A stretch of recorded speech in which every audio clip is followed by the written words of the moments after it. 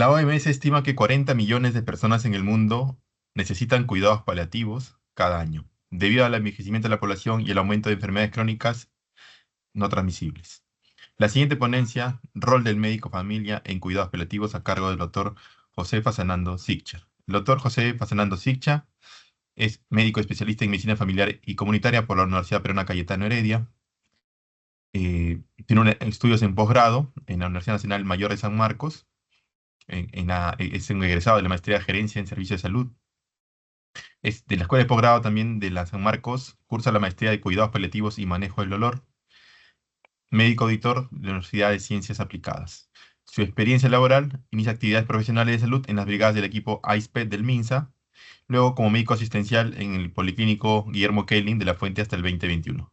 Desde el 2021, médico especialista asistencial en el Instituto Nacional de Enfermedades Neoplásicas en atención de cuidados paliativos y manejo del dolor hasta la actualidad. Realiza docencia en la Universidad Norbert Wiener en el área de simulación clínica y promoción de la salud en la Universidad Cayetano Heredia. Ex coordinador y actual evaluador en el proceso de recertificación médica. Con mucho orgullo y alegría, lo invito, doctor José Fasanando, a transmitirnos su ponencia. Bien, muchísimas gracias, doctor Fujay, y a todos los organizadores por la invitación a esta jornada, ¿no? Que ya voy a llamarlo como una jornada familiar porque estamos aquí compartiendo ese vínculo que nos une como especialistas en medicina familia. Y bueno, me pidieron hacer una charla sobre cuál es el rol del médico de familia en cuidados paliativos, ¿no? Y no es que exista un tema tangible, ¿no?, sobre el mismo, sino más bien me gustaría invitarlos a través de esta ponencia a conocer este mundo de cuidados paliativos para aquellos que todavía no han desarrollado como parte de su actividad, en base, pues, obviamente a nuestras competencias que hemos venido desarrollando a lo largo desde la residencia y en la actualidad ya como asistentes, ¿no? Entonces, porque vamos a necesitar más médicos de familia en los siguientes años, ¿no? Y esto tiene que sonar como una advertencia, puesto que, si bien es cierto, los cuidados paliativos están formados por un equipo multidisciplinario, pero ya hay otras especialidades, ¿no? Como, bueno, el doctor Arteaga, que lo conozco muy bien, trabajó junto con él en el INE, medicina interna, anestesiología, incluso a médicos intensivistas, neurocirujanos que ya están preparándose, ¿no?, en trabajo para cuidados paliativos, ¿no? Por lo tanto, están consiguiendo estas herramientas que pensaba yo que solo nosotros podíamos trabajarlo desde nuestro punto de vista como médicos de familia, ¿no? Sin embargo, esta eh, nueva actividad se viene desarrollando con un amplio campo de estudio, incluso bueno, en el extranjero que tiene mayor realce, pero ya acá en nuestro país ya estamos entrando poco a poco a tener mejor desarrollo y creo que es una buena alternativa y opción ahora para tener conocimiento sobre ello, ¿no? Y recordar todo lo que hemos pasado durante nuestra formación como médicos especialistas. Así que esta presentación justamente es para poder recordarles, ¿no?, e invitarles a conocer más y cuál es nuestro marco ético, ¿no?, al final de la vida, que es lo que tanto a veces preocupa mucho a muchos médicos y crea algún conflicto, ¿no?, de bioética. Siguiente, por favor. Bien, quisiera empezar esta exposición con esta escena, donde hace un par de meses se llevó a cabo en nuestro servicio, ¿no? Y estoy muy seguro que muchos de ustedes también tienen alguna foto particular, una escena quizás eh, familiar o similar que les gustaría compartir, ¿no? Pero por medio de esta escena, ¿no?, quiero recordarle lo importante que nosotros somos al final de la vida de un paciente o de su familia. Y esta escena, pues, nos recuerda ahora con el tema de las redes sociales mucho al tema de siempre espectador, ¿no?, nunca protagonista. Pero me gustaría compartir con ustedes una cierta analogía acerca de los médicos familias en relación al ser un productor un protagonista y mucho más importante, un guionista. Durante nuestra formación, ¿no? Nosotros ya hemos sido los productores de esta escena que ustedes ven en pantalla, porque desde un principio nosotros hemos sido el cerebro detrás de toda la especialidad, hemos coordinado todo, hemos asegurado cuál va a ser nuestra visión en el futuro y cómo nos proyectamos como especialistas, ¿no? A pesar de los desafíos que puedan haber, ¿no? O independientemente si ha sido o no una primera elección, ¿no? Ya dejando o trabajando ya como asistentes, pues pasamos a ser los protagonistas de esta escena, porque somos el rostro de la historia, aquella persona con la que el público, en este caso los pacientes, van a estar todo el tiempo e intentan identificar, ¿no? Obviamente esto ya es muy gratificante para nosotros porque generamos ese vínculo médico-paciente, pero no paternalista, como bien lo conocemos. Y finalmente, pues, nosotros nos convertimos en el guionista, ¿no? Ese rol clave para dar la vida a la historia, a través de fomentar o crear diálogos, ¿no? Y un trama, como en el caso de esta paciente, donde los personajes, pues, empiezan a generar ciertas emociones donde nosotros generamos la mejor toma de decisiones, la comunicación de malas noticias, ¿no?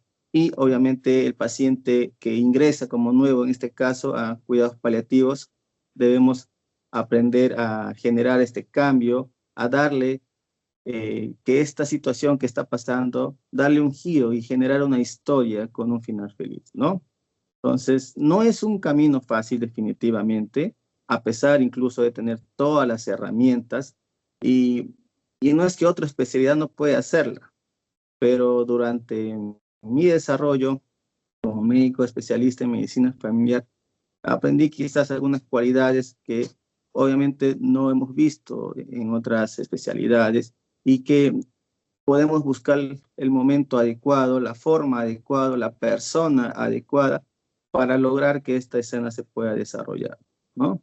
Esta es una paciente que hace más o menos 2 meses había sido derivada del servicio de emergencia a través de una interconsulta, ¿no? Un paciente con estadio 4, enema pulmonar, que ya no había respondido a múltiples líneas de tratamiento, ¿no? Por lo tanto, ya venía con una insuficiencia respiratoria, una disnea, y por el tema o el manejo quizás en emergencia suele ser un poco difícil, ¿no? Y no dar una noticia que uno desea, ni al familiar, ni a los hijos, ni al propio paciente, ¿no? Entonces, fue ingresada a nuestro servicio, hicimos toda la evaluación pertinente en ese momento, sobre todo para poder calmar los síntomas que estaba presentando para que se estabilice y posteriormente pues lo que corresponde a todo el abordaje de cuidados paliativos, ¿no? Y era una paciente pues que deseaba un momento mientras, porque para estabilizar a un paciente pues a veces puede pasar algún tiempo, ¿no? Puede ser 1 hora, 3 horas, 6 horas, 12 horas, un día, 2 días, y también dependiendo de la condición socioeconómica también de la familia, ¿no? Entonces, mientras pasaba esta situación, se generó un ambiente ya más estable, ¿no? Con síntomas controlados, y la paciente tenía un deseo, ¿no? Y ese deseo pues era de tener un vínculo, no solamente de pareja, sino un vínculo ante la mirada de su Señor, ¿no? Porque eran cristianos, ¿no? A través de un matrimonio, ¿no? Eh, y eso sucedía porque tratábamos de buscar los momentos exactos en los que la paciente podría conversar con nosotros, porque por momentos tenía esos episodios de desorientación y se perdía, ¿no? Entonces, hablamos con su esposo, ¿no? Su pareja en este caso, para preguntarle sobre qué es lo que tenía planeado con la señora en esta situación, cuáles eran sus planes, ¿no? Antes de que sucediera estas complicaciones. Y bueno, se llevó a cabo esta pequeña boda dentro del servicio y muy agradecido con el equipo de enfermería quienes hicieron todo su esfuerzo para que no solamente sea un ambiente llevado a cabo a costa de su cama, sino que se pueda compartir con su familia que luego habían venido y hacer unas decoraciones extras, ¿no? Entonces, estas situaciones particulares de encontrar el momento adecuado, la forma o la persona, ¿no? Nos da un plus a nosotros como médicos porque es lo que nos han enseñado, ¿no? Es lo que nos han enseñado y es lo que venimos desarrollando en cada atención con nuestros pacientes. Siguiente, por favor. Bien, entonces la Organización Mundial de la Salud pues nos ha venido reiterando muchísimas veces la necesidad de desarrollar los cuidados paliativos como un pilar fundamental para el alivio del sufrimiento y ha planteado pues con suma urgencia de que se puedan disponer de medicamentos para poder manejar ciertos síntomas y sobre todo el dolor, ¿no? Con opioides y no solamente ellos, sino también el recurso y la formación de profesionales de la salud en cuidados paliativos, ¿no?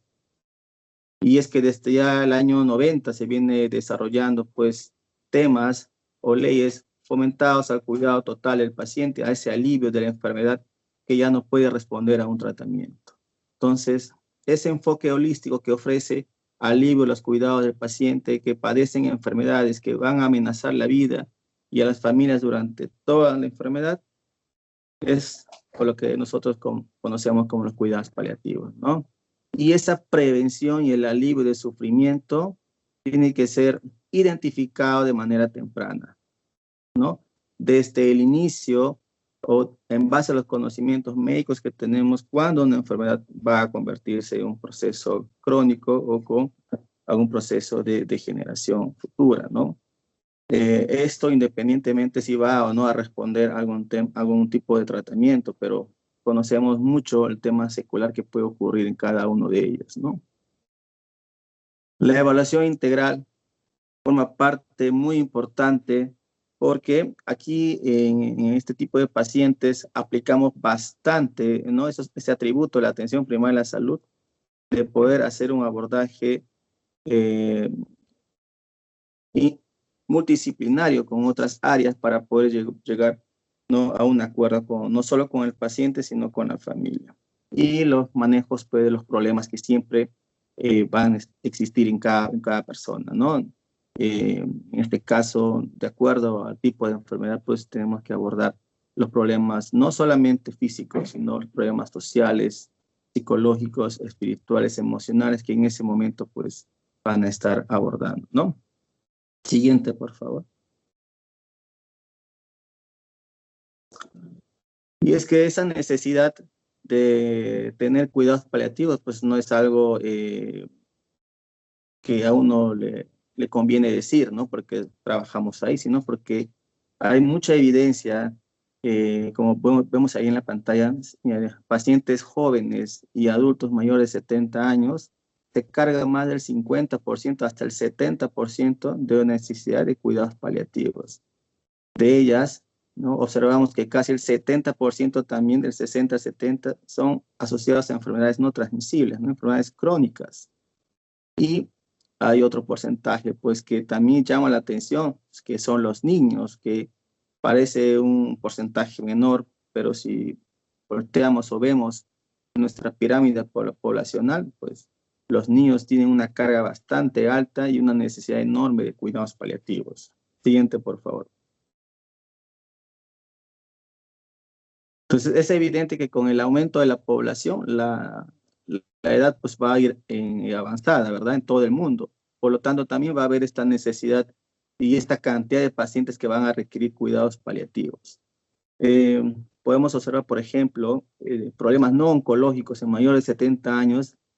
Ya casi el 70%, casi todas las barras, observamos que pertenecen a enfermedades neurodegenerativas, incluido la demencia, ¿no? Y en pacientes jóvenes, lo que llama la atención, ¿no? Que vemos en la barra naranja, que son los problemas oncológicos, en pacientes adultos, ¿no? De 50 a 65 años. Y eso obviamente se puede corroborar con los pacientes que vemos en consulta, ¿no? Y a pesar de que la barra azul indica un porcentaje menor a partir de los 20 años, es sorprendente ver ya pacientes muy jóvenes en nuestro servicio, pues que vienen con cánceres que antes no eran tan frecuentes, como el cáncer de estómago, cáncer de colon, pacientes de menos de 40 años, ¿no? Entonces, las necesidades frente a las múltiples enfermedades van a requerir cuidados paliativos y debemos, pues, estar preparados para ello, ¿no? Siguiente, por favor. Y en nuestro país, según el INEI, para el año 2020, la población total del país va a estar cercana a los 33 millones, ya, ¿no? Y esto va a superar los 37 para el año 2035 y va a pasar hasta los 40 para el año 2050, ¿no? Entonces se proyecta, al igual que el aumento de la población, que va a estar estacionado en los niños y jóvenes, y obviamente el crecimiento va a estar sumado en los adultos mayores, ¿no? Por lo tanto, vamos a necesitar expandir servicios de protección para los adultos mayores. Y esto no solamente involucra el servicio o los servicios de salud, sino involucra a todo aquello que determina la salud de una persona, en este caso enfocándonos en el adulto mayor, ¿no? Esto ya va a ser mucho más complejo. Hablamos de vivienda, hablamos de servicios, hablamos de transporte, hablamos de empleo, hablamos en general de todos los determinantes de la salud. Siguiente, por favor. Y ahora viene la pregunta, ¿no? ¿Cuál es el lugar o ese punto de quiebre para nosotros trabajar en cuidados paliativos con nuestros pacientes, ¿no? Ya mencioné hace un momento que nosotros hacemos un diagnóstico de una patología que progresivamente va a tener una condición compleja con el tratamiento y con la respuesta al tratamiento y con los efectos secuelares de la misma, pues debemos considerar identificar en ese momento a nuestros pacientes con necesidades de cuidados paliativos, ¿no? Observamos en la barra, por ejemplo, en ese cuadro, por ejemplo, en la imagen, donde los cuidados paliativos empiezan desde el inicio de la identificación de ese diagnóstico, ¿no? Considerando eventos de no respuesta a tratamiento, por ejemplo, que puedan prolongar la vida a pesar de que ya está en un estadio muy avanzado, pues debemos empezar a hacer el manejo a pesar que el paciente no tenga mayor complicación durante ese momento, ¿no? Porque si vemos en el cuadro, pues esto va a ir en aumento y vemos esa necesidad enorme de cuidados que van a ser al final de la vida, ¿no? Y esto no acaba con la muerte del paciente, ¿no? La muerte del paciente es el momento crucial de todo el trabajo que se ha venido elaborando antes de, pero queda todavía un porcentaje bastante mayor en el trabajo del duelo, ¿no? Porque eso debería, a eso debería enfocarse y llegar los programas de cuidados paliativos, no solamente donde termine la enfermedad. Siguiente, por favor. Por eso debemos considerar cuáles son esos objetivos que debemos conocer y valorar cuando tengamos un paciente en este momento. Y nosotros somos capaces, como médicos de familia, poder considerar con el abordaje integral que le damos a toda la familia, ¿no? Y dónde está o en el lugar que reside, ¿no? Bajo qué redes de apoyo pueda tener para poder verificar qué objetivo tiene este paciente, ¿no? Si es un paciente que tiene una condición todavía de curativo, tiene una condición de manejo paliativo o terminal. Perdón. Entonces, nuestro objetivo va a estar enfocado de acuerdo a ese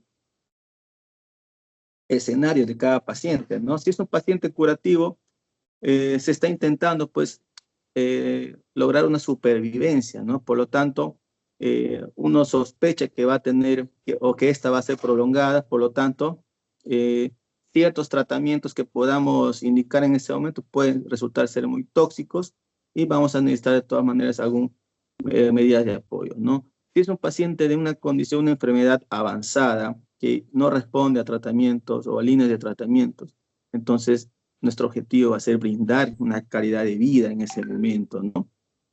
Tenemos que hacer nuestra identificación de cuál es su pronóstico de vida que tiene en ese paciente, ¿no? 3 meses, 6 meses, aplicando nuestras fórmulas o nuestros test para verificar qué tratamientos podemos dar en ese momento, que tenga una toxicidad baja, ¿no? Porque lo que necesitamos es darle calidad de vida al paciente en ese momento.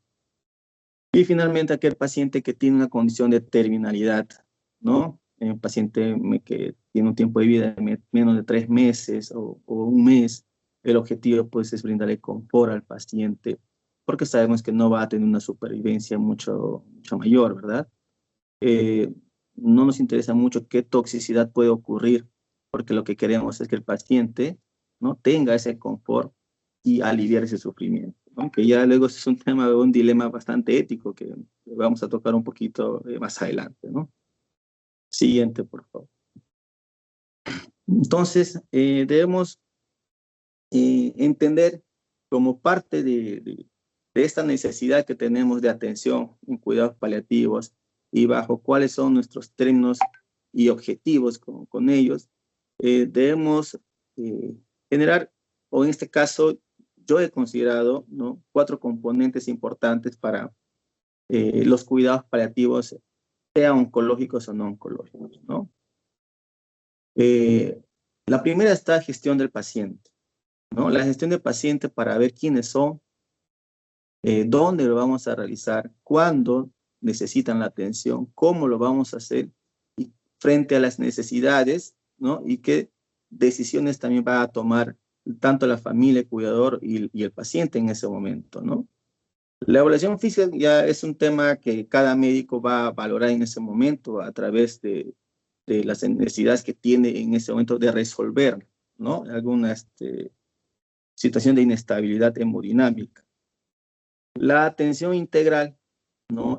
Tenemos que empezar a valorar cuál es el equipo multidisciplinario que va a trabajar con nosotros o de momento a quién vamos a necesitar e ir proyectándonos en la atención psicológica, en la atención social, atención espiritual y muy importante en la atención nutricional, ¿no? La nutrición juega un rol muy importante incluso en pacientes con criterios de terminalidad para ver el enfoque de a quién podemos darle o orientarle incluso colocaciones de sonda o darle mayor esperanza con algún procedimiento que pueda recibir alimentación, ¿no?, y que no sea vía oral. Y el tratamiento médico, pues, para plantear nuestras intervenciones en base a nuestros objetivos que hemos planteado en la diapositiva anterior. ¿Y dónde trabajamos todos estos componentes de cuidados paliativos, no? Nosotros como médicos tenemos la capacidad de estar en el hospital, en el consultorio, en una emergencia, urgencia, haciendo interconsultas en el domicilio, en la telemedicina, ¿no? Hay muchos programas, ¿no?, de cuidados paliativos que son muy variables de acuerdo a los entornos, como los que le acabo de mencionar, ¿no?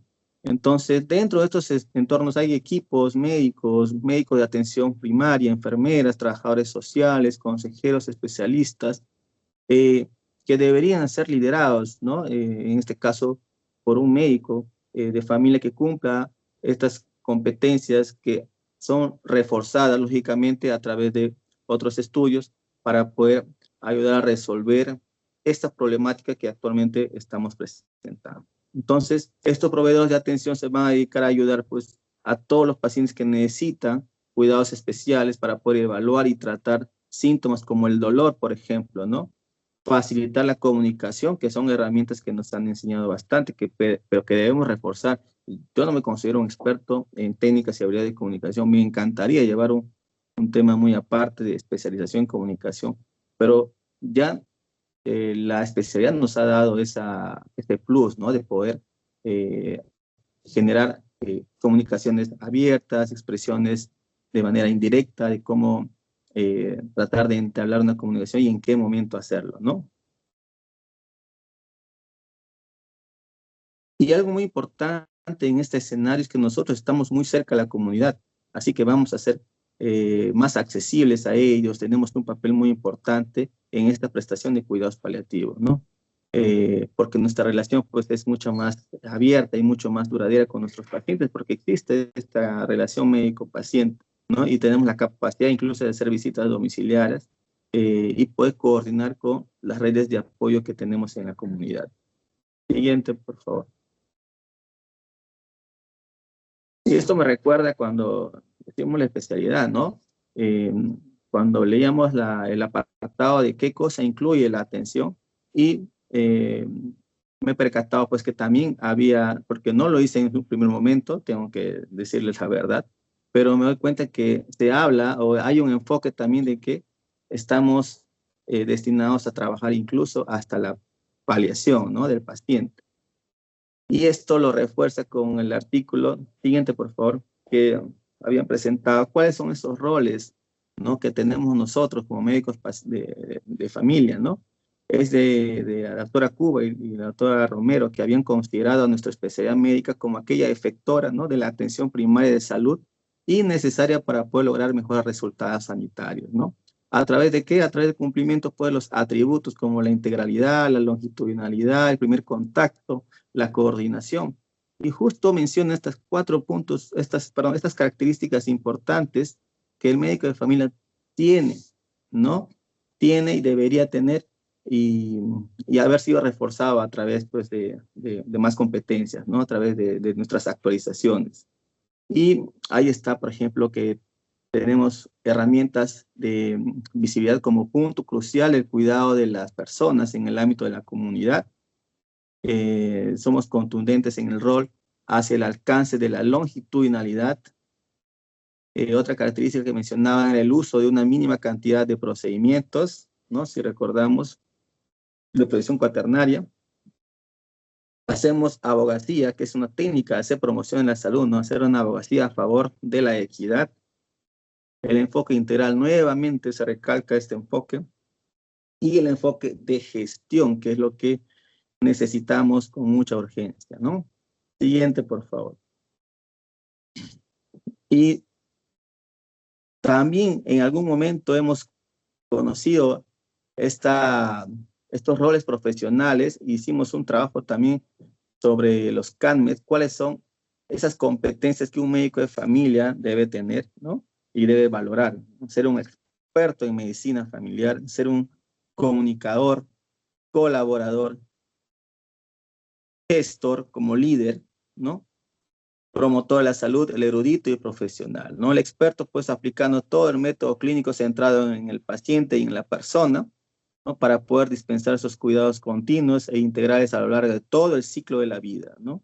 El comunicador, para poder tener una adecuada terapéutica con nuestros pacientes, con todos los miembros de su familia, ¿no? Basado en esa confianza que podemos generar en esa relación médico-paciente, respetando siempre la ética en todo momento, ¿no? El colaborador, ¿no? Cuando participamos del trabajo en equipo, ¿no? Para poder cooperar también con nosotros profesionales de la salud y poder pues alentar a nuestros pacientes a participar en su propio cuidado, ¿no? El gestionario, el líder que puede ayudar a administrar pues la práctica, de qué manera puede gestionar su consultorio y poder también repartir juiciosamente, ¿no?, los limitados recursos que tenemos en nuestros centros de atención, ¿no? El promotor de la salud, pues, ya responde a las necesidades y los problemas relacionados con la salud de los pacientes en el marco de esa prestación de los cuidados y necesidades que tiene cada uno de ellos, ¿no? Ahí debemos trabajar bastante con los determinantes de la salud, porque justamente estamos mucho más cercanos al seno de la comunidad. El erudito, pues, que es un ya autoaprendizaje gestionado, que está basado en la práctica reflexiva constante, ¿no? A través de la aplicación y transferencia de nuevos conocimientos como la que estamos viendo el día de hoy, ¿no? Y el profesional, pues, que demuestra ese compromiso con sus pacientes, ¿no? Que demuestra ese compromiso con la sociedad a través de una práctica respetuosa basada en ética, ¿no? Y en una práctica también, pues, reflexiva, ¿no? Entonces, recordemos ese esfuerzo que nos han hecho validar y reconocer cuáles son nuestros roles dentro del trabajo comunitario. Siguiente, por favor.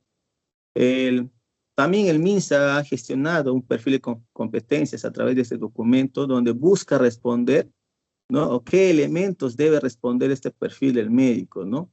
A través o basado en la necesidad de la salud de la población, basado en el sistema de la salud, en la tecnología y en la innovación. Siguiente, por favor. Por lo tanto, nosotros los médicos de familia debemos saber que estos sectores son parte de nuestras competencias, ¿no? En niños, adultos, a nivel, en los neonatos, en las personas mayores, salud mental, cuidados de urgencias, en cuidados hospitalarios, en cuidados de salud global en general, en medicina rural y sobre todo en cuidados paliativos, tal como muestra esta imagen, ¿no? Siguiente, por favor. ¿Qué problema tenemos entonces o cuáles van a ser también nuestros retos en adelante? Teniendo en consideración considerando nuestros roles, nuestras competencias en el cuidado de estos pacientes o en la atención de estos pacientes, ¿no? Por lo tanto, antes de hablar de esas barreras, por lo tanto, debo hacer una breve conclusión aquí de esta parte, que nosotros, los médicos de familias, tenemos la atención del paciente durante todo el ciclo de vida. Por tanto, tenemos esa condición y esa habilidad de generar cuidados al final de la vida y cuidados paliativos en todos los contextos clínicos que ya vimos hace un momento, tanto urbano como rural, y abarcando desde la prevención hasta la medicina paliativa. Siguiente. ¿Cuáles son esas barreras que nos están deteniendo, ¿no? Un poco a nosotros? Siguiente. Creo que ¿Puedes adelantar un poco? Disculpa. No, está bien, regresa el grupo. Bien, entonces, este rol que tenemos en cuidados paliativos está destinado principalmente al cuidado del paciente.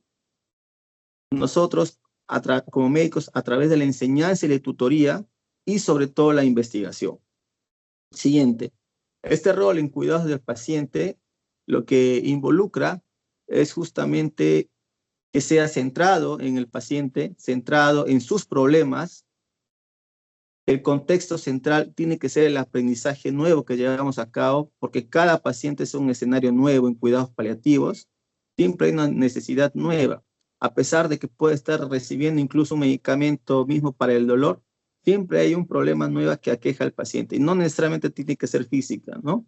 Sino a través de conocimiento sobre su enfermedad, saber si su hija puede enterarse de este problema, al saber si es necesario que pase una atención por psicología, ¿no? Si es necesario que coma ciertos alimentos, todo necesita saber el paciente y no todo se lo damos en un mismo momento, ¿no? Porque la información ya tiene un sufrimiento por la misma enfermedad, por los problemas físicos que le está generando, pues el paciente a veces no desea conocer muchas cosas de una primera atención. Entonces tenemos que ir evaluando poco a poco y esto es el contexto, pues, de parte de nuestra especialidad y trabajando en base a problemas, ¿no? Como ya le hemos hecho en algún momento durante la residencia.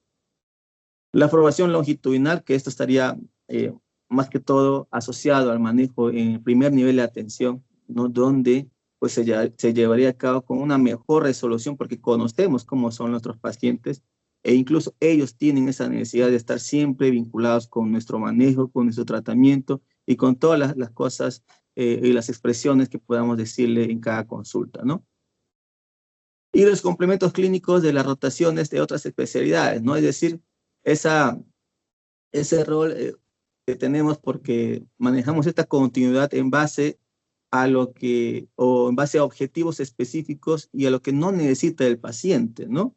Esto tomando en cuenta, considerando la prevención cuaternaria, ¿no? Siguiente, por favor.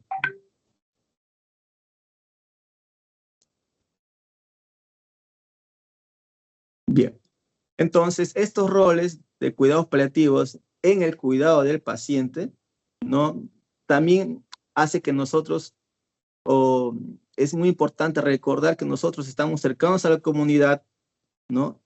Podemos hacer visitas domiciliarias, conocemos los antecedentes de estos pacientes, siempre estamos en apoyo y atención con los recursos que cuentan a través de las redes de apoyo, tenemos la capacidad de comunicar y coordinar incluso con sistemas de referencia, aunque esto tenga un problema ya de base en el tema de gestión de los servicios, y podemos justamente coordinar las derivaciones pertinentes, ¿no? Que pueda requerir. Entonces, esto nos hace o nos da la capacidad de poder trabajar en estos cuidados en los cuidados paliativos ¿no? Como médico de familia. Siguiente, por favor.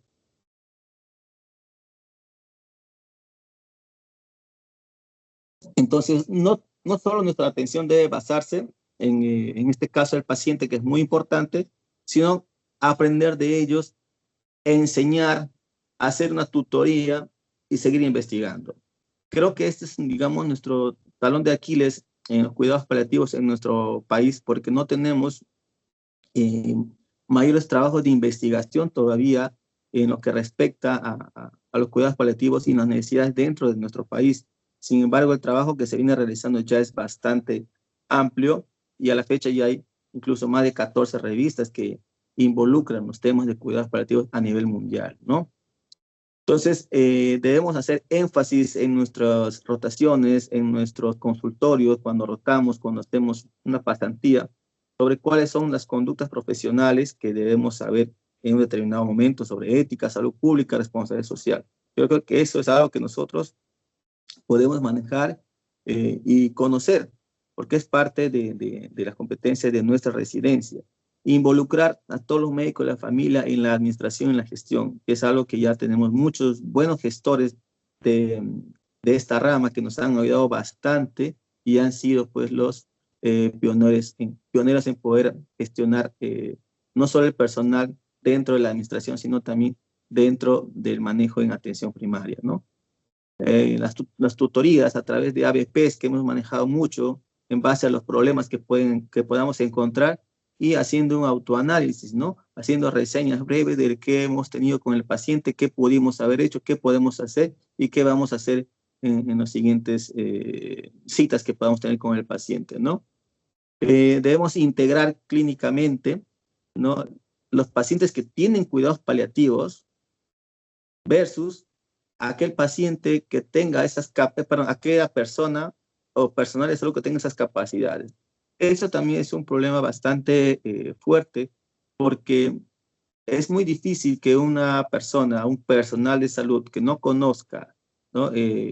Cuáles son los pilares o cuáles son sus componentes de hacer cuidados paliativos y qué manejos podríamos necesitar en este momento, es muy difícil que pueda integrar con la parte clínica porque muchas veces este profesional solamente ve la parte curativa o la parte de resolución de ese momento, pero no ve el futuro y las necesidades y en base a los problemas que tiene ese paciente con esa enfermedad y si es que estamos cumpliendo algún objetivo dentro de cuidados paliativos, si es para curar, si es para simplemente sobrevivir o alargar un poco la vida, ¿no? O solamente darle calidad de vida, o finalmente si solamente requiere un confort el paciente, ¿no? Siguiente.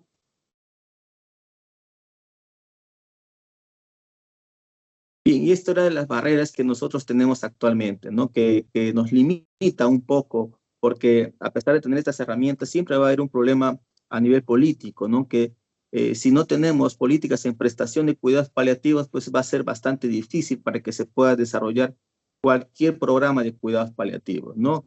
En algunos países incluso ni siquiera hay gobierno o no hay apoyo sobre esta situación. Y para nosotros es fundamental que la política pueda introducir estos cambios, ¿no? A través de la gestión, obviamente, de los médicos involucrados en el mismo. La educación es otro problema que tenemos actualmente y es que en la actualidad no tenemos ni siquiera una residencia, una especialidad en medicina paliativa y justamente eso es bastante bueno que nosotros tengamos o reforcemos nuestras rotaciones y nuestros conocimientos en cuidados paliativos para que podamos tener un nivel básico de actividad frente a los pacientes que vamos a empezar a atender en los centros de atención primaria, en los pacientes hospitalizados, en los pacientes en institutos o en urgencias, y podamos identificar en ese momento, a través de ese conocimiento, podemos identificar qué pacientes pueden requerir cuidados paliativos, ¿no? Muchos nos ha pasado en muchas oportunidades y probablemente ahora nos esté pasando, dejamos a un paciente, no identificamos de manera temprana quién puede requerir cuidados paliativos. Dejamos a la suerte a ese paciente y no solamente sufre por una atención especializada, sino sufre por todas las otras barreras que va a tener para un tratamiento propio de su enfermedad. La disponibilidad de medicamentos. En el tema oncológico, en la que, por ejemplo, estoy, digamos, más involucrado, tenemos bastante limitación con los medicamentos, ¿no? No es posible que no podamos tener, ¿no?, opioides mayores de diferentes cualidades, ¿no? Que no solamente se marque un tema oral o un tema de ampollas, sino también los mucosos, los transdérmicos. Actualmente tenemos solamente uno, pero existen otros productos que no llegan al país, y es que no existe una adecuada regulación del mismo, ¿no? Pero yo creo que eso es algo que vamos a ir poco a poco mejorando. No existen, la implementación, no existen programas, pues como le decía, y está de manera desigual manejado incluso en nuestro país, en distintos hospitales e institutos, ¿no? Necesidad de personal sanitario, que es justo lo que les mencionaba. Vamos a necesitar, requerimos personas que tengan estos conocimientos y cualidades para tener un mejor modelo, ¿no? Tener una base establecida para que la ley que se ha creado, ¿no?, para el programa de cuidados paliativos, pues tenga mayor éxito en lo que se viene desarrollando. Y no solamente ser veedores en atenciones domiciliares, que ver si está bien o no está bien, o si tiene medicamentos o no, sino necesitamos personal que tenga la capacidad de trabajar, al menos con los limitados recursos, pero trabajar en áreas de cuidados paliativos, en todas esas necesidades que se enfoca desde la identificación, desde la atención integral de sus síntomas, del proceso multidisciplinario y luego de las herramientas de comunicación, porque el punto de quiebre en esta parte de un paciente que pasa ya al final de la vida, pues va a requerir un tratamiento de comunicaciones constantes y cuidadosas para que también pueda decidir sobre su propia vida, ¿no? Con dignidad. Siguiente, por favor. Bien, entonces, en esta parte, ¿cuánto tiempo me queda? Disculpa, doctor José, ¿cuánto tiempo me queda? Todavía 15 minutos, José. Ah, ok, gracias, doctor.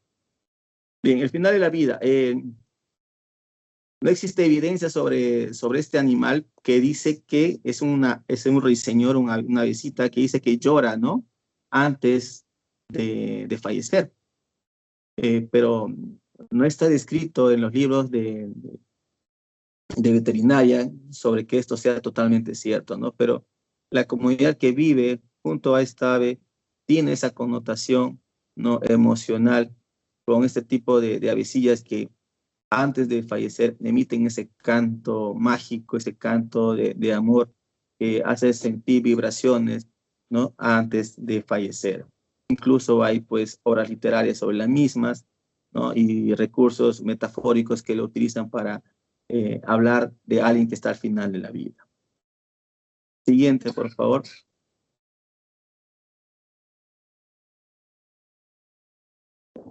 ¿Qué debemos hablar sobre el final de la vida, ¿no? ¿Cuál es nuestro rol del médico de familia ahí?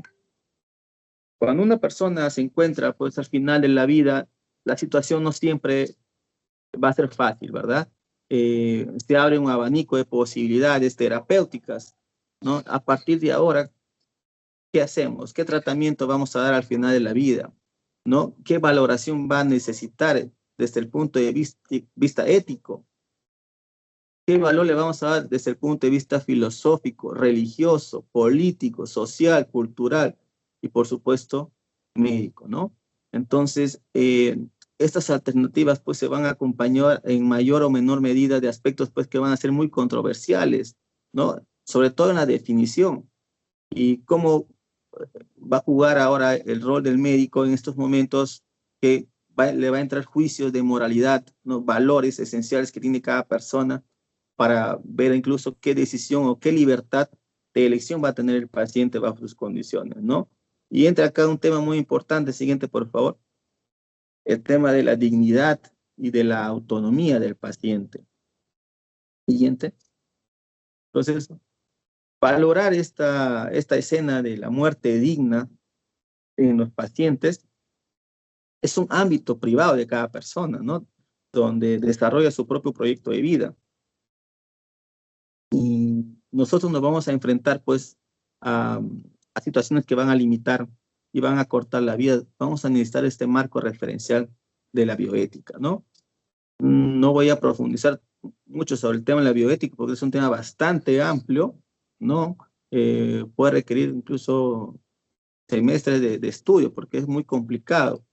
Pero quiero dejar en claro dos cosas muy importantes. Uno es de la muerte digna y la autonomía del paciente, ¿no? Esta muerte digna, ¿no? Que es el derecho de las personas a declarar sus valores y preferencias, a recibir información, a participar en toma de decisiones, rechazar tratamientos, recibir cuidados paliativos, decidir acerca de cómo y el cuándo de su propia muerte.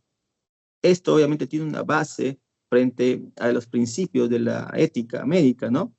Que es la autonomía, que es la capacidad de poder controlar, afrontar y tomar por propia iniciativa decisiones personales acerca de cómo vivir de acuerdo con las normas y preferencias propias. Esa capacidad de poder actuar con conocimiento de causa, ¿no? Sin cohesión.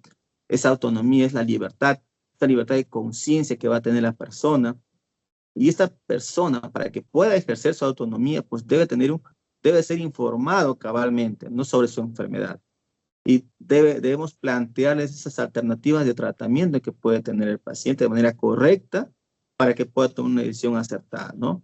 Y las decisiones obviamente se tienen que respetar y tomamos en cuenta la autonomía. Siguiente, por favor.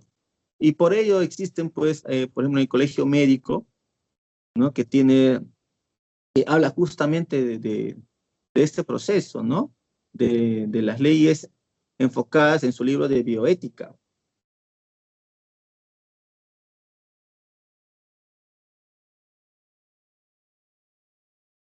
Y en la ley 29.414, en el subcapítulo 4 de 2015, el artículo 24, ¿no? El derecho al respeto del proceso natural de la muerte. ¿Qué nos indica o qué declara ahí en esa ley, ¿no? Que toda persona tiene derecho a que se respete el proceso natural de su muerte, a recibir los cuidados paliativos que correspondan como consecuencia de su estado terminal de la enfermedad y previa firma del consentimiento informado. Y tres acápites más que menciona el Colegio Médico, ¿no? En el Código de Ética, que cuando en el artículo 109, ¿no? Menciona claramente, cuando existe la posibilidad de recuperar la salud del paciente, el médico debe emplear todos los estudios, procedimientos y tratamientos a su alcance. No está obligado a utilizar medidas desproporcionadas en casos irrecuperables. El artículo 110 indica, el médico no debe incurrir en el encarnizamiento terapéutico. Y en el artículo 111, el médico debe respetar la voluntad anticipada del paciente dentro del marco legal, ¿no? Entonces, tenemos algunas bases que nos puedan ayudar legalmente, aunque no tenemos una limitación muy concreta y real para esto, ¿no? Hemos tenido casos aquí en el país, pues, de situaciones de luchas, ¿no? Contra el sistema para no hacer efectivos ciertos tratamientos que conllevan, pues, a la muerte del paciente porque es una decisión, ¿no? De libre autonomía del paciente. Siguiente, por favor.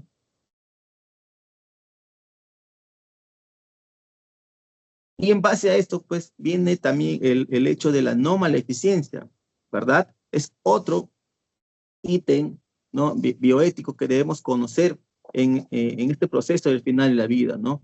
Donde debe evitarse realizar daño físico, psíquico o moral a las personas, evitar realizar intervenciones terapéuticas o diagnósticas incorrectas o contraindicadas, inseguras, inútiles y que no tienen evidencia alguna para la mejoría del paciente, ¿no? Entonces, ¿esto qué implica? Cuando un paciente incluso llena un consentimiento informado, se supone que nosotros ya le hemos indicado a través de una adecuada comunicación toda la información veraz, pertinente, comprensible y que va a hacer en el tiempo que el paciente tome una decisión acertada sobre qué prácticas clínicas podamos hacer en él, ¿verdad? Pero también necesitamos elaborar protocolos para que puedan tener criterios, ¿no? Diagnósticas, criterios terapéuticos, criterios de información y comunicación que muchas veces no está establecido dentro del marco legal. porque cada institución tiene su propio sistema, ¿no?, de medidas anticipadas o de consentimientos informados, pero que no están regidos a través, ¿no?, de las leyes que amparan al médico bajo estas circunstancias que pueden ocurrir. Cada institución tiene un propio formato de cómo hacer un consentimiento informado, cuando esta debería ser única, ¿verdad? Siguiente, por favor. Entonces, esa no maleficencia implica, pues, que tengamos o tratar de evitar esta obstinación terapéutica, ¿no? ¿Qué significa esto? Que muchas veces intentamos dar tratamiento para prolongar la vida con medidas terapéuticas que no han demostrado su utilidad, ¿no?, que llamamos futilidad terapéutica. Queremos retrasar el proceso de muerte que ya ha iniciado, cuando no se toma en cuenta la dignidad del paciente. Bajo este concepto, ¿cuál sería, digamos, el ideal de hacer una adecuación del esfuerzo terapéutico a través de qué? De restringir o cancelar algún tipo de medida cuando se percibe una desproporción entre los fines y los medios. El objetivo de la adecuación al esfuerzo terapéutico es no caer en la obstinación terapéutica y conseguir un pacto entre la ética, pues, de la indicación y la elección, ¿no? Muchas veces pacientes que están en el final de su vida en situación de últimos días, observamos que siguen hidratando al paciente, o peor aún, que la misma familia indique a su paciente: si no comes te vas a poner mal, no te vas a recuperar. Y un paciente que ya tiene un índice de mortalidad bastante alta, ¿no?, incluso en días, ¿no?, o semanas, con esa situación todavía es bastante, a veces, difícil poder manejar si el paciente previamente no ha sido identificado a tiempo, no se ha hecho el trabajo elaborado de comunicación y asegurar sobre cuál va a ser el proceso de su enfermedad. Entonces, vemos que todo este proceso, ¿no?, implica que nosotros, como médicos de familia, trabajemos desde el inicio y del diagnóstico de un problema o de una enfermedad crónica, ¿no?, en adelante. Siguiente, por favor.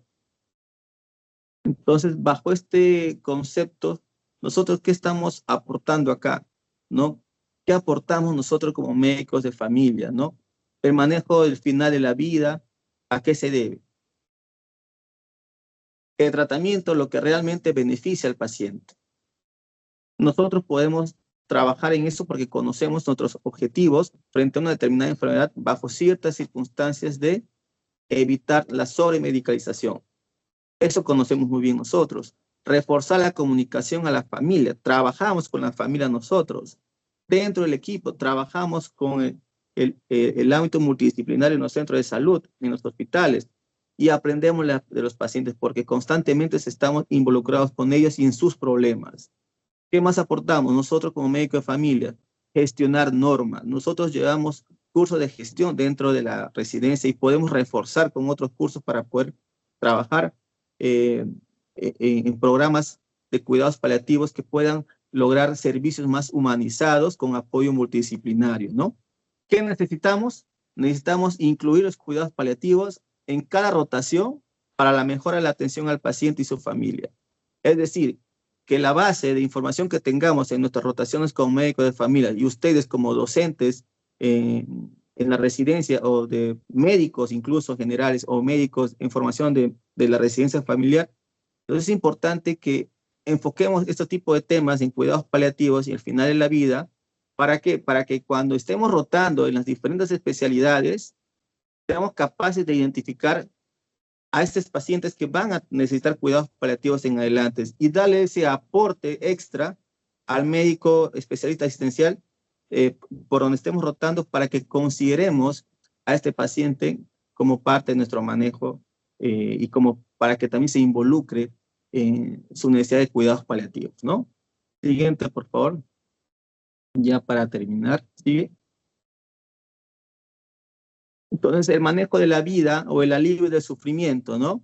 ¿Qué es lo que nos dice el paciente o la familia habitualmente cuando preguntamos? Y esto no es porque es un sacado del libro, es porque lo escuchamos, bueno, al menos los que trabajamos en cuidados paliativos escuchamos siempre esta frase, ¿no? ¿Qué desea, ¿no? Señora María, ¿qué desea, señora Rosa? ¿En qué te puedo ayudar el día de hoy? ¿No? ¿Qué esperas de la atención para el día de hoy? En este control, ¿en qué cosa nueva, qué problema nuevo te gustaría saber? Siempre va a haber esta frase, ¿no? Yo lo que no quiero es sufrir, no quiero tener dolor, o yo lo que quiero es que no sufra mi paciente y que no tenga dolor. Es la misma frase de siempre, ¿no?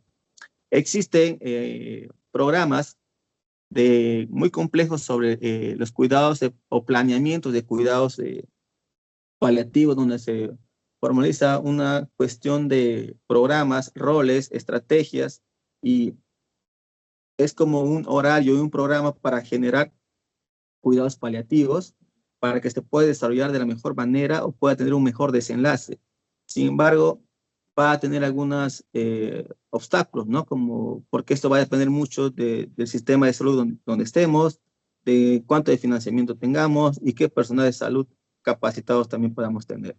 Entonces, sabemos que el sufrimiento no es un sentimiento distinto al dolor, ¿no? Y que se vincula con muchos aspectos emocionales y por lo tanto suelen ser a veces subjetivos. En algunos casos, ¿no?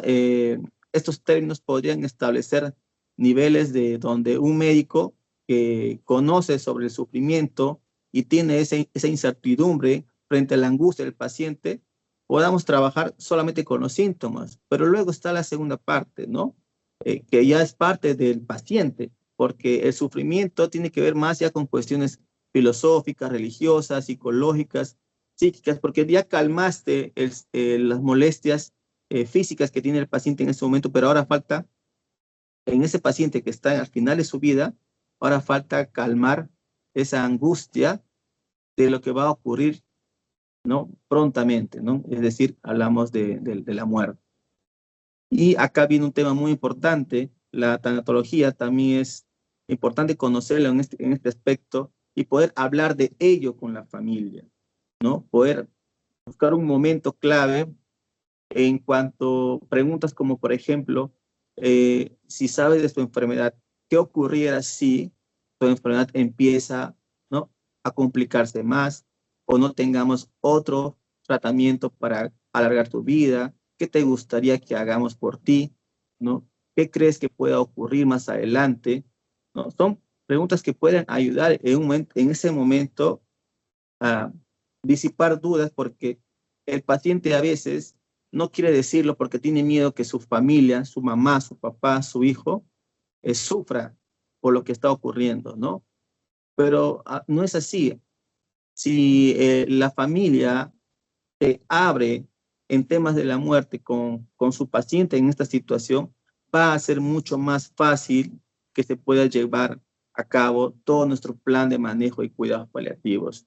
Y no vamos a estar viendo hijos, madres, esposos, llevando a sus pacientes en muy mal estado, críticos, a una unidad de urgencia o de emergencia, sobre todo en emergencia, donde los van a maltratar, cuando ya no van a hacer ningún trabajo, ningún procedimiento, ninguna medida invasiva, porque no han tenido esa facilidad de comunicación entre ellos, no han hablado de este tema y en muchos casos, error nuestro, no me involucro porque este es un tema que no se ha practicado desde hace muchísimo tiempo en lo que puede ocurrir con estos pacientes, ¿no? Y es que a veces llegan a nuestros servicios pacientes que es su primera vez, pero cuando debieron haber sido identificados previamente, ¿no? Y llegan en pacientes ya en muy mal estado, en situación de últimos días, donde el abordaje a veces es un poco más difícil trabajar con la familia.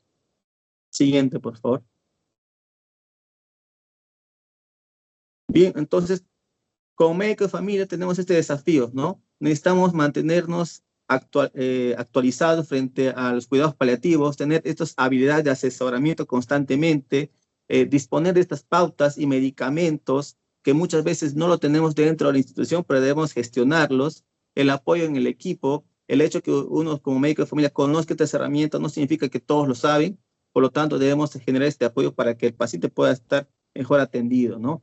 Limitaciones en el tiempo por la cantidad de pacientes que entiendo pueda tomar incluso uno que esté en cuidados paliativos a aquello que no lo está, va a requerir definitivamente más tiempo de atención y trabajar en modelos de cuidados paliativos dentro, ¿no? de escenarios en su propio centro de atención, porque ahí vemos bastantes pacientes crónicos ¿no? En los centros de atención primaria. Siguiente, por favor. Bien, conclusiones. Los cuidados paliativos entonces son necesarios, son viables y van a ser sostenidos en el tiempo. Ya lo hemos visto en sus antecedentes, hemos visto en las estadísticas. Aún faltan respuestas a estas necesidades y demandas por parte de nuestro sistema de salud, ¿no? Necesitamos mejorar la vida, la calidad, perdón, necesitamos mejorar la calidad de vida de nuestros pacientes. Y este es un punto de inflexión para nosotros como médicos de familia porque nos han enseñado justamente a dar calidad de vida, calidad de atención a las personas, a las familias, a la comunidad. Y es lo que está faltando con estos pacientes en cuidados paliativos. Y para eso es esta charla que les estoy dando a conocer. Como les decía, quería invitarles a recordar de lo que ustedes han estudiado, lo que nos han enseñado, ¿no? Y finalmente los médicos de familia tenemos estas herramientas y las competencias para cumplir este rol en cuidados paliativos, sobre todo en la atención primaria. Muchísimas gracias con todos ustedes. Muchas gracias, José. Ha sido una ponencia amplia, has considerado muchos puntos desde el punto de vista del trabajo desde la residencia, la docencia, el ámbito integral del médico familia desde la prevención hasta lo paliativo, ¿no? Estamos siempre presentes. Más que preguntas, yo creo que hay comentarios en el chat que hay que mencionarlos y por ahí de quizás tengamos una réplica tuya si la consideras. Nos dice Paul Muñoz Aguirre en múltiples comentarios. En otros países hay ley de cuidados paliativos. En el Perú hay un plan de cuidados paliativos, pero no se ha implementado en los servicios de salud. Otro comentario que hace es, casos como el de Ana Estrada en otros países no se resuelven en juicios que duran años, sino con base en la ley se aplican los protocolos para el final de la vida. Y otro comentario, es necesario que todos los médicos de familia reciban capacitación en cuidados paliativos. Somos quienes estamos con los pacientes en todo el curso de su vida y muchas veces al final. Por eso es importante identificar mediante las herramientas adecuadas cuando un paciente entra en situación de cuidados paliativos y brindarle nuestro acompañamiento en el primer nivel de atención. Y por último coloca, completamente de acuerdo, los médicos hemos sido formados para curar y cuando ya no podemos hacerlo debemos estar preparados para aliviar, paliar y acompañar. Cierra Marta Leca Guillén con un formidable las ponencias. Quizás algo que quieras replicar de los comentarios de Paul.